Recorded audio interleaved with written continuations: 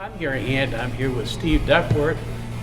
His brother was one of our patients at Canon Hospice, and I've asked him to just say a few words about the experience that they had with Canon. He's at the facility. The staff was nice and very receptive to me and my mother's needs. They gave us all the information we needed, and everything went so smooth. The chaplain talked to us, counseled us, and told us how the procedure would go, and man, it couldn't have went any better. I love this place. Okay, I'm Gary Hand, Canon Hospice, here with Karen Smith. Her husband, Calvert Smith, or they called him Cal, was one of our patients. And Karen, how did we take care of you and Cal? They took very good care of him. They were right there all the time, you know, when we needed them, and they were very kind and considerate and just very gentle with him. Wonderful. Thank you, Karen. And I really appreciate what they did for him. Our experience with Canon was unbelievable. We never expected to feel as much love and caring as we did with the staff. It felt more like we were surrounded by all of our family and everyone was a family member.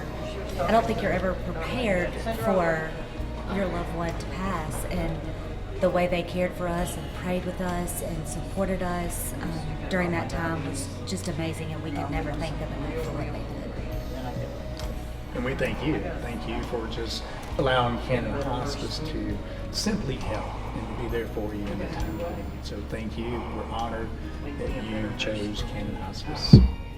I'm Chaplain Craig Ladner with Canon Hospice, and today I have Miss Mary Rubrici and her son Mike with us, and they would just love to share their story and their experience with Canon Hospice.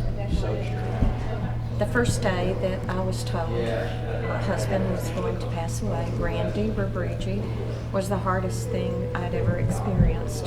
And then there were angels that came into the hospital that day to talk to me.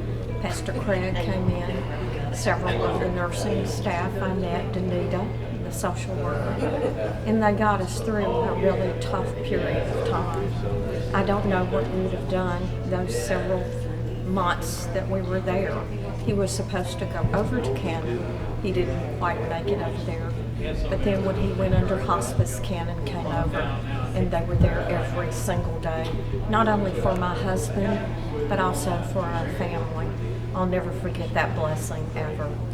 The other thing I want to say about Randy is he was a Vietnam veteran, war hero. He fought another battle though, and that was the battle of cancer.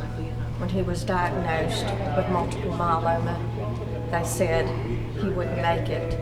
He fought for a whole year, and that was truly my blessing to see him fight so hard. But then he read the Bible 8 times. Daily he read the Bible, and he believed in our dear Lord. What a blessing he was. He smiled every day. The nursing staff from hospice loved him. They had nothing but good things to say about my husband.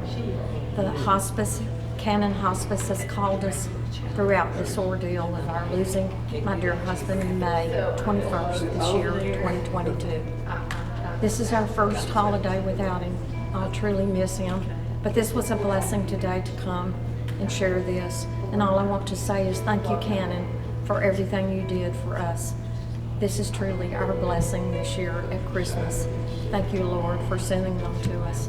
And I'll be grateful every single day of my life for this. My son Mike was there at my side every single day.